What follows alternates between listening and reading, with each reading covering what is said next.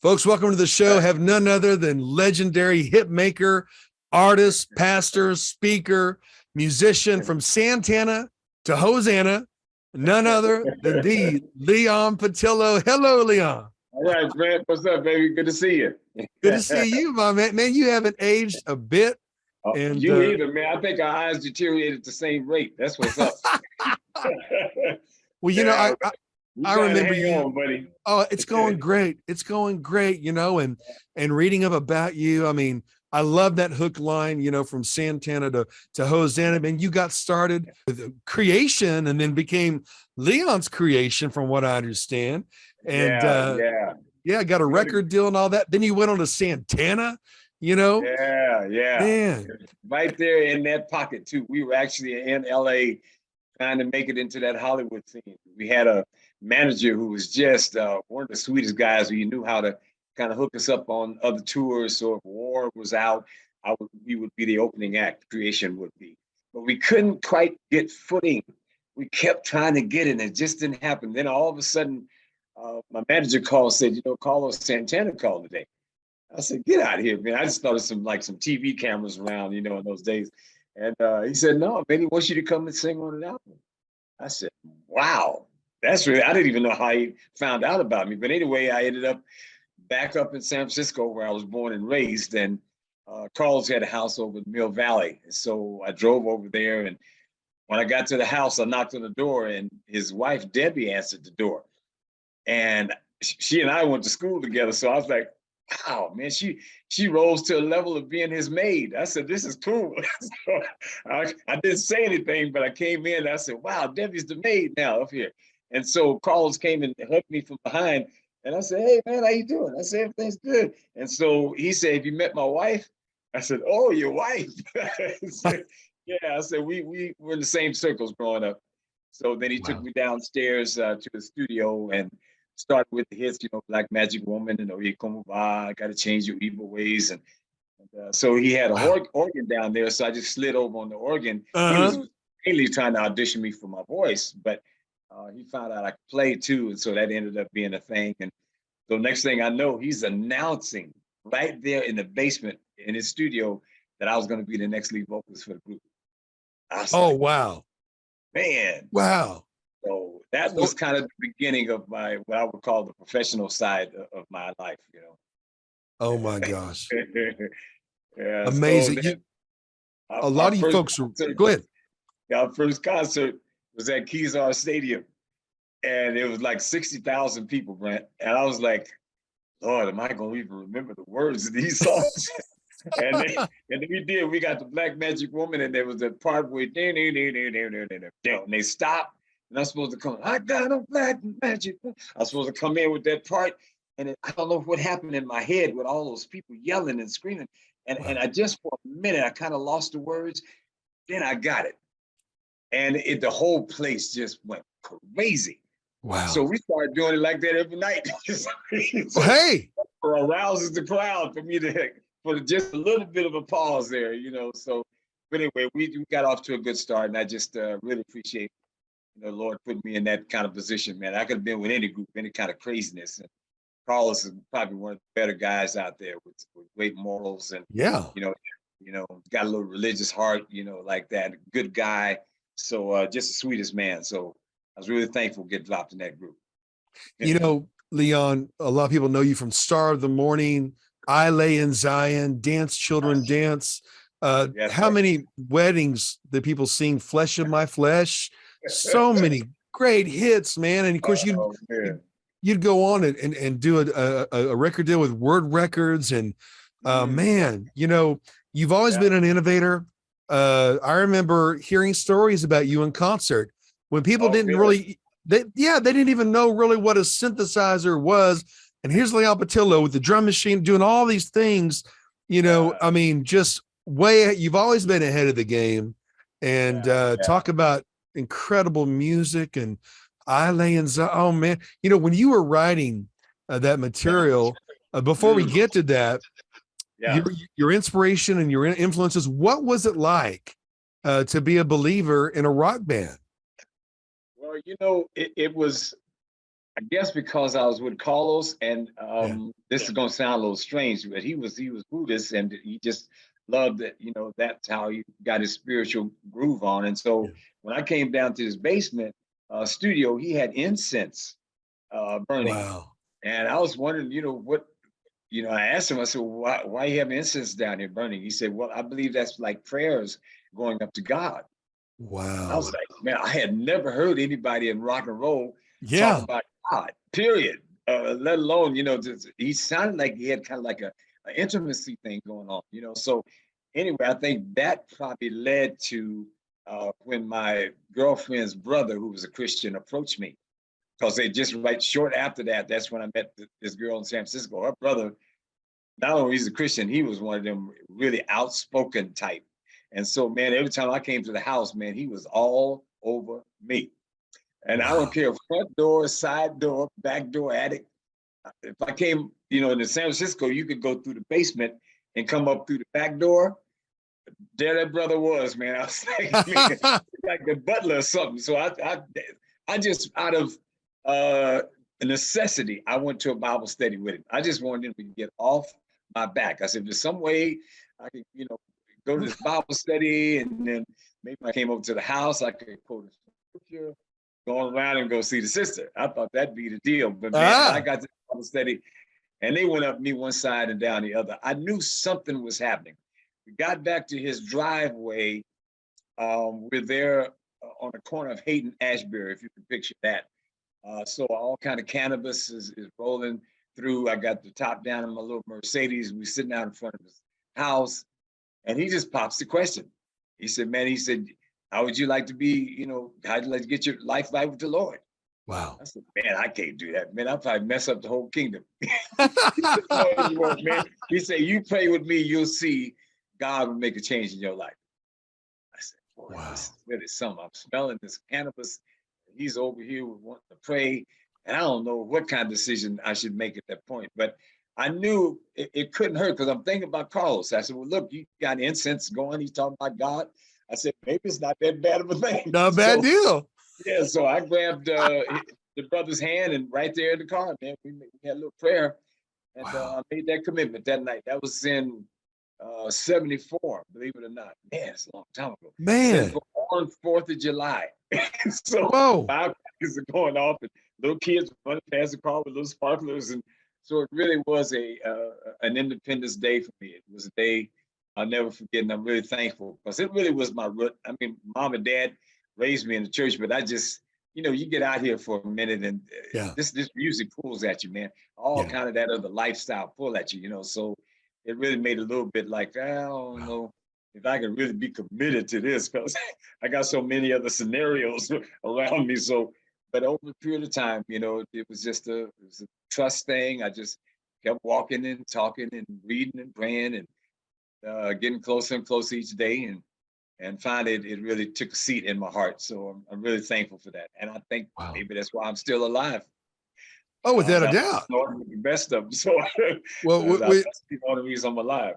without a doubt, and no doubt that you encouraged Carlos Santana as well. I mean, he's had quotes Yeah. about Jesus, about Yes. being depressed and thinking about Jesus. And my gosh, Yeah. and then you'd go on, Leon, with these incredible, legendary songs that are the soundtrack of so many believers' lives, so inspired, and you're always innovating. You got something new called Sing, Sing. Why don't you tell us Yeah. about that?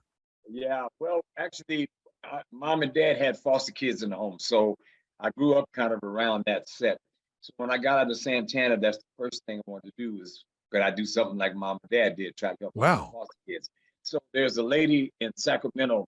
Her name is Miriam Golden, and she was with an organization called Koinonia Foster Homes.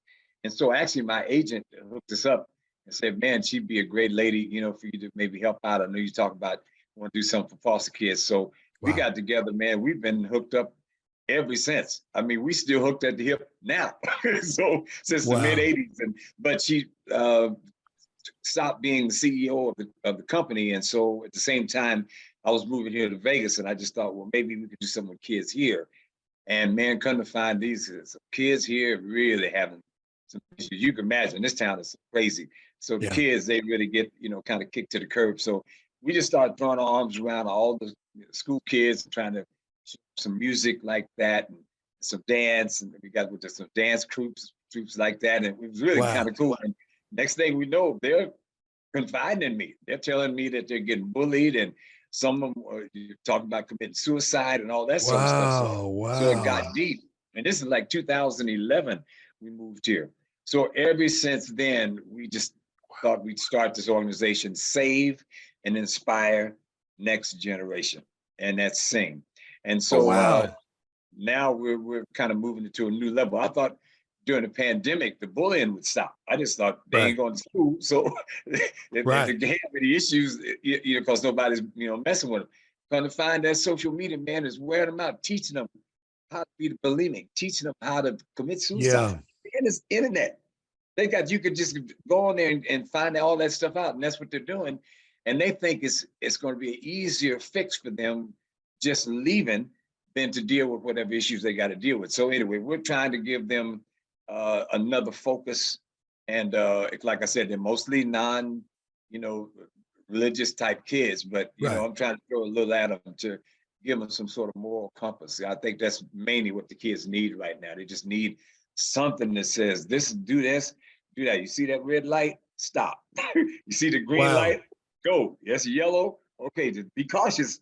We're trying to give them those kind of things. So just real life issues that they can deal with. Don't be messing with somebody else's girlfriend or boyfriend. That gets you in trouble. So that little simple stuff to keep you from somebody knocking you out, So Wow. but that's the part of the life we're dealing with now. So I'm really thankful that we are having an opportunity now to touch some of these kids' lives. And that's where it's at. That's where it's at, Leon.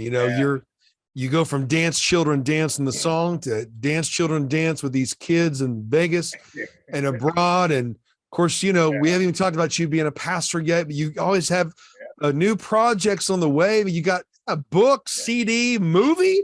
I mean, tell us these new projects you got going. Well, we did the book right before the pandemic, so it never got a chance to get released. It's called Not Hidden yet. Treasure in Your Field, and it's actually kind of going through the book of Luke. I'm just picking scriptures that parallel kind of some of the things I've gone through in life. It's kind of like a memoirs as well, but it's just some great things in there. And I even have one section in there about how to treat your wife and Wow. how to have a conversation, spouse to spouse. And I'm calling the chapter Chairs because I discovered that that's what can really, if somebody just had a chance to sit down and talk through some stuff, you can work some stuff out. In fact, me and Renee, we were on our way to meet her brother one time, and we got into some mad disagreement. And man, we headed down the road, and I just took us back home. And I don't know what made me do it, but I took the one chair and the other chair, and I just put them facing each other. I think we did it out the garage because Tony Robbins said, don't ever have any arguments anywhere like in the kitchen or the bedroom because you're going to associate argument and that kind of craziness with those places. He said, go somewhere, that's visit much. So I set him up in the garage, and I told Renee, I said, okay, have at me, go ahead. And I said, I'm not going to say nothing. So she just rattled off some stuff. She got through, then I did the same thing. And I rattled off what I had to say to her. She didn't say anything. And then the hardest part, Brent, at the end, Bible says, don't let the sun go down on your anger. Right. So we decided to kiss before we got, the night got too far. And that's the hardest part, just try to, you're still a little mad, because you may agree to disagree, Little anger kissing. I'm trying to get that last kiss. But it works. And it's, like I said, just a practical teaching, but it's just something that I think couples can use as a handle to kind of deal with their frustration. Well, couples need help, maybe a good piece of advice, the chair to chair, right?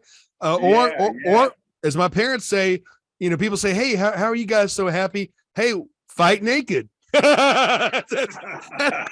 on now, you forget why you're upset. No, that's right. Yeah, he said, hey, that little girl. Well, you have so much going, so much, you're just being you, but because of your life Yeah, experience, my goodness, all the things that yeah, you are speaking to, all the things that you can speak to, I can only imagine what your concert experiences are like now. yeah, Also, with having been a pastor as well, you know, yeah, buddy.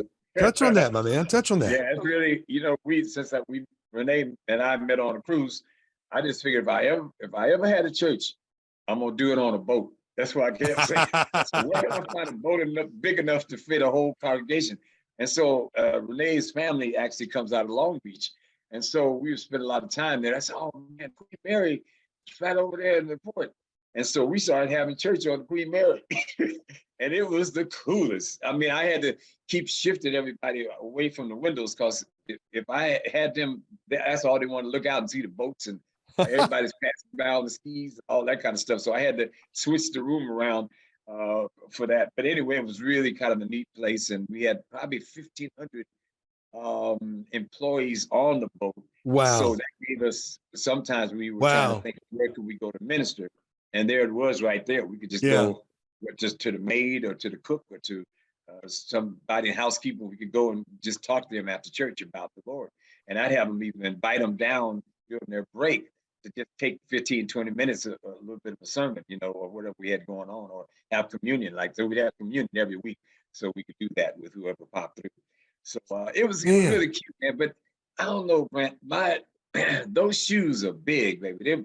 Those like ski boats. I got these little old size nines, and I just pastoring just wasn't. I wasn't Larry Lee enough. you know, I Man, had, we I had mentioned him. Yeah, yeah, man. man, I got to get out on the road, man. I know that's where God has me out, where I can get out with the people in various countries and like that. So that's what I'm doing now. So '09, I think we start back out. Yeah, '09. We started church in '98. And then it was Wow. done like about 10 years. So I hand over to my assistant pastor and he's still rolling. And so now I'm back out on the road. Wow. Wow.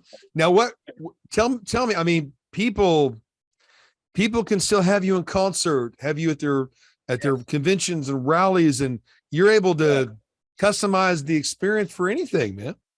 Yeah, we were out with I don't know if you heard of Get Motivated, but they were a Yeah. great company that dealt with real estate people dealing with stocks, Right. all that kind of stuff. And so from 8 to 5, we'd go to some big arena, like we would go to Dallas, and we'd have both arenas. I think we're in the big arena, and then we're in a little smaller one. We had to do that 2 days in a row. So many people coming, and we'd have Gorbachev, we'd have Wow. Lady Thatcher. We'd have all whoever the former presidents. We'd have a lot of them come. A lot of sports figures. Whatever town we were in, we try to get the quarterback or the coach or somebody to pop in, just kind of give us their story. And so they just chose me to do the music for it. So man, we'd have Wow. 20,000 people. Man, I had the business people and women up on their feet. And we'd be doing them moves. So I had them hooked up, man. So we're having fun. And then about 11 o'clock, Peter Lowe, who was running this thing, he actually would give an altar call, which would be kind of like a business deal.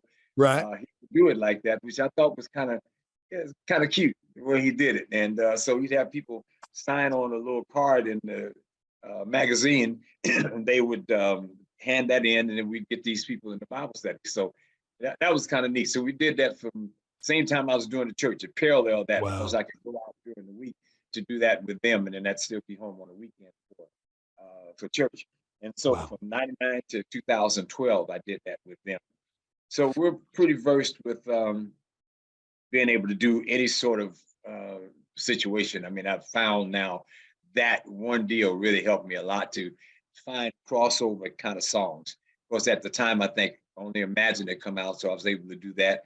Definitely did, God Bless USA. Everybody seemed to like that. Oh yeah.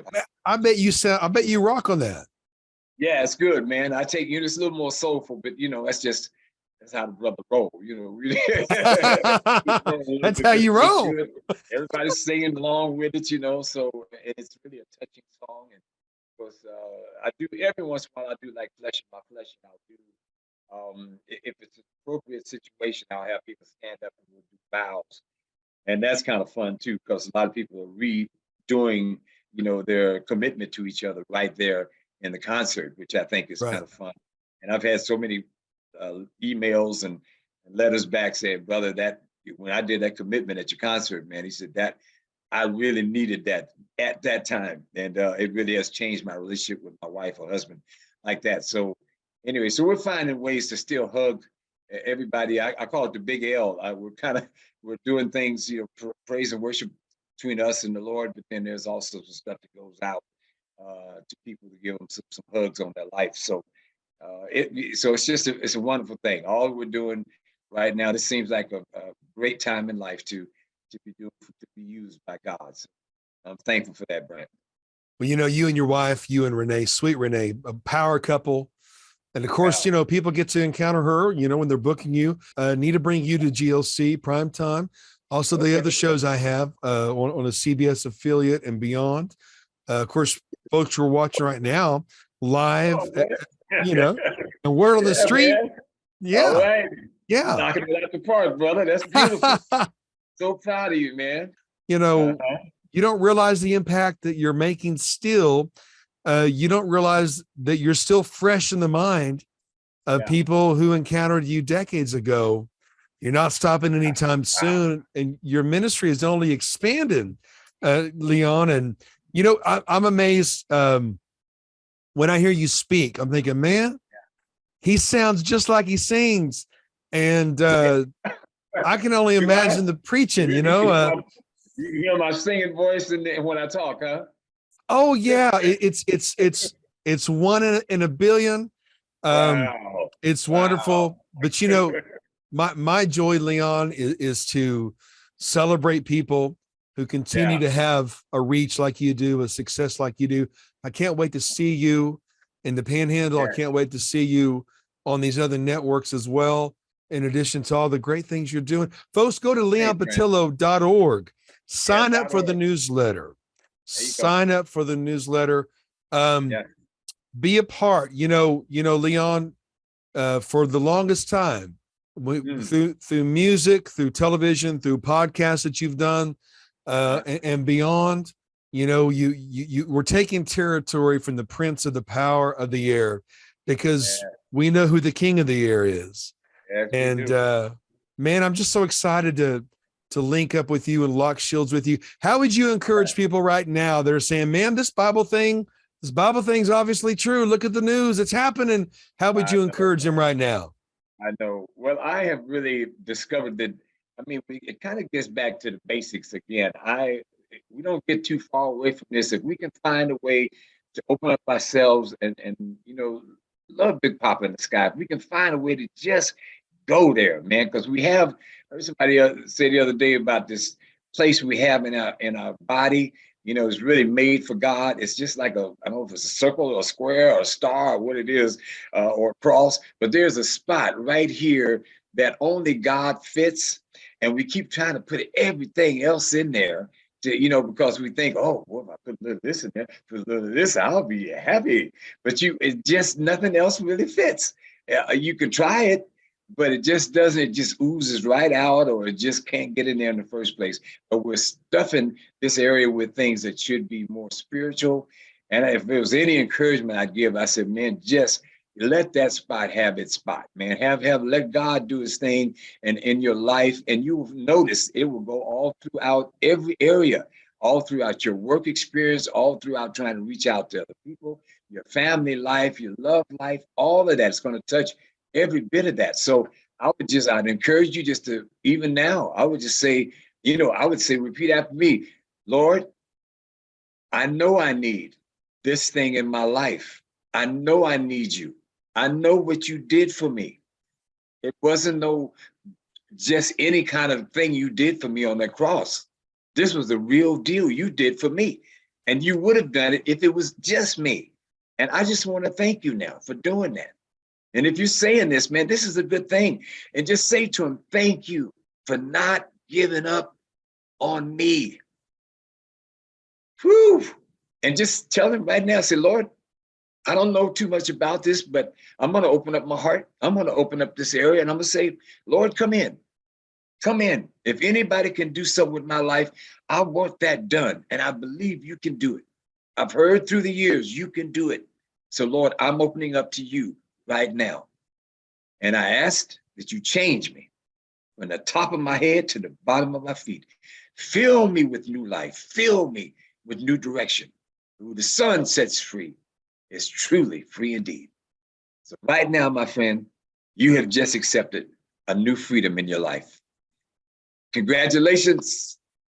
Go on with this new life, man. You're going to see some new things happen with you. If you're trying to get started, I just say, if you get into the book of John, it's in the Bible.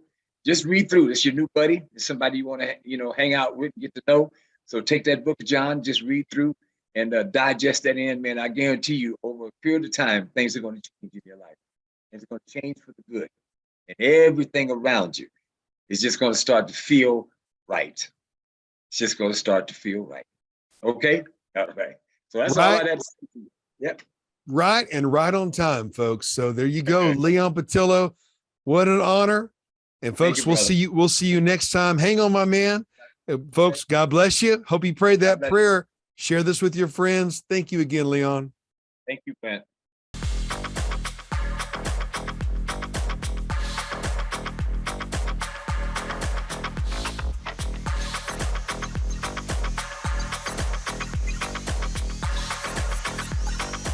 He who dwells in the shelter of the Most High will rest in the shadow of the Almighty.